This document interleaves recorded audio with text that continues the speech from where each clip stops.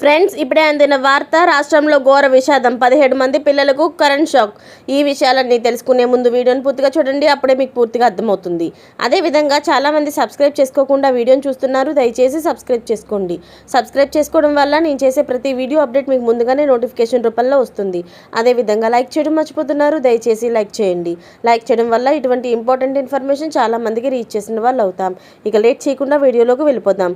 ప్రతి ఒక్కరూ పండుగలు, వివిధ శుభకార్యాలు వంటి వాటిల్లో పాల్గొని సంతోషంగా గడుపుతూ ఉంటారు.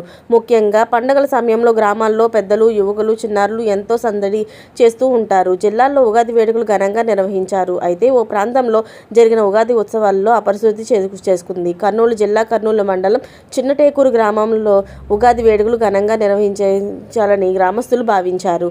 అలానే రథోత్సవం నిర్వహించాలని ఆ గ్రామస్తులు భావించారు. అదేవిధంగా చిన్నటేకూరు గ్రామస్తులు రథోత్సవం నిర్వహించారు. ప్రభలు ముందుకు సాగుతున్న సమయంలో విద్యుత్ ప్రమాదం జరిగింది. గ్రామంలో ఊరేగిస్తున్న ప్రభలకు విద్యుత్ తీగలు తగిలాయి. దీంతో రథంపై ఉన్న 17 మంది చిన్నారులకు కరెంట్ షాక్ తగిలింది. దీంతో ఒక్కసారిగా రథంపై నుంచి కింద పడిపోయారు. ఈ క్రమంలో ఆ పిల్లలు స్పృహ కోల్పోయారు. వెంటనే అప్రమత్తమైన స్థానికులు స్పృహ కోల్పోయిన పిల్లలకు CPR చేసి స్థానిక ఆసుపత్రికి తరలించారు. అలానే గాయాల పాలైన చిన్నారుల్ని హుటాహుటిన కర్నూలు GGHకు తరలించి చికిత్స అందించారు. ప్రస్తుతం చిన్నారులకు ప్రాణాపాయం లేదని డాక్టర్లు చెప్పినట్లు సమాచారం.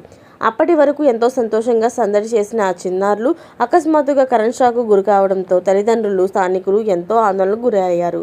చిన్నారుల ప్రాణాలకు ప్రమాదం లేదని వైద్యులు చెప్పడంతో అంతా ఊపిరి పీల్చుకున్నారు. ఇలాంటి లేటెస్ట్ అప్డేట్స్ మీరు ముందుగానే పొందాలి అనుకుంటే ఛానల్ని సబ్స్క్రైబ్ చేసుకోండి. అలాగే పక్కనే ఉన్న గంట సింబల్ని క్లిక్ చేయడం మర్చిపోకండి. Thanks for watching friends.